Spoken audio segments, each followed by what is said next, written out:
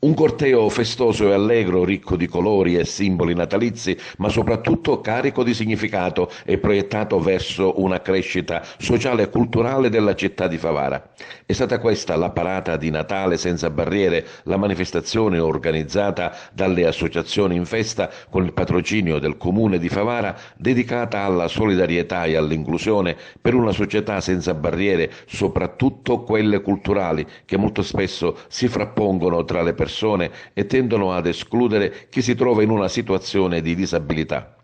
Una parata di Natale senza barriere inserita nel contesto degli eventi natalizi a Favara è stato un grande successo, un corteo festoso con in testa diversi disabili in carrozzina, giovani e famiglie, volontari di varie associazioni che si occupano di temi legati alla disabilità e che operano nel nostro territorio. Il Natale senza barriere, la festa di tutti, qual è il messaggio che le associazioni lanciano? Il messaggio è semplice, è quello che gridiamo sempre: inclusione e stare tutti insieme, giocare tutti insieme per mandare questo messaggio a tutta la gente che la disabilità non è qualcosa che deve allontanare ma che deve avvicinare. Oggi si è vista una festa bellissima, l'abbiamo preparata nei minimi dettagli e sono molto contento perché è andata bene.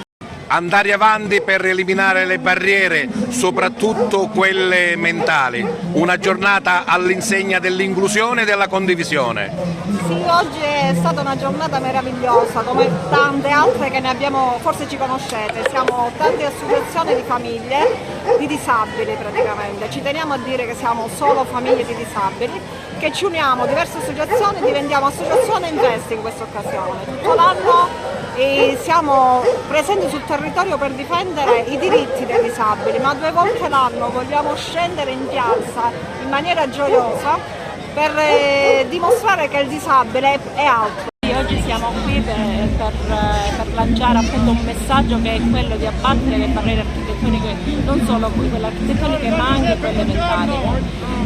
Lo facciamo da sempre, non solo in maniera festosa ma anche combattendo per quanto riguarda i diritti dei disabili. Riuscire a trovare un modo come oggi di essere insieme in maniera festosa e dare un messaggio di inclusione e credo che ogni volta che facciamo gli eventi noi ci riusciamo benissimo.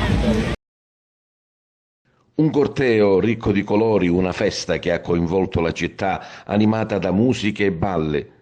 Un grande carro con Babbo Natale e la sua slitta hanno fatto da apripista, unitamente al Fabaria Folk e ai trampolieri e ai personaggi di Walt Disney, automobili d'epoca carichi di pacchi dono e un trenino meravigliosamente addobbato in tema natalizio. Animazione e musica lungo il tragitto che ha portato il festoso corteo da via Kennedy in piazza Cavour, animazione arricchita anche dallo spirito francescano dei frati minori, il tutto all'insegna dello spirito gioioso del Natale, ma soprattutto dell'inclusione e dell'abbattimento di ogni tipo di barriera architettonica e culturale. Le barriere sono soprattutto quelle culturali, nel momento in cui vengono abbattute quelle stai certo che l'inclusione può avvenire, anzi io parlerei non di inclusione ma di non esclusione ed oggi è sicuramente una giornata bella, un segnale forte, un segnale che arriva a tutta la nostra città e alle tantissime persone che hanno voluto con noi festeggiare questo Natale senza barriere con il clima che è tutto quello che ci porta il Santo Natale, veramente una giornata bellissima. Oggi abbiamo abbattuto soprattutto quelle mentali, perché vedere tutte assieme persone con disabilità, persone che non hanno disabilità, giocare, divertirsi, e abbiamo portato lo spirito natalizio. Abbiamo fatto una bella sfilata per le città, degli spettacoli itineranti, bello vedere la gente che usciva dai balconi e sentiva l'aria natalizia. Abbiamo fatto una bellissima cosa e ripeto, abbiamo abbattuto sia sensibilizzato sulle barriere architettoniche ma abbiamo abbattuto soprattutto quelle mentali. È questo che Favara ha bisogno, l'inclusione, fare rete, la partecipazione di tutti. Ha bisogno di questo e fortunatamente Favara c'è questo, perché noi abbiamo tantissime associazioni, tantissimi movimenti che si prestano, ci danno la possibilità di fare tante cose. Come dico sempre, l'amministrazione è disponibile per qualsiasi iniziativa, nelle problematiche economiche che abbiamo ci mettiamo tutto l'essere, ma fortunatamente abbiamo le associazioni, i movimenti cittadini che si mettono a disposizione.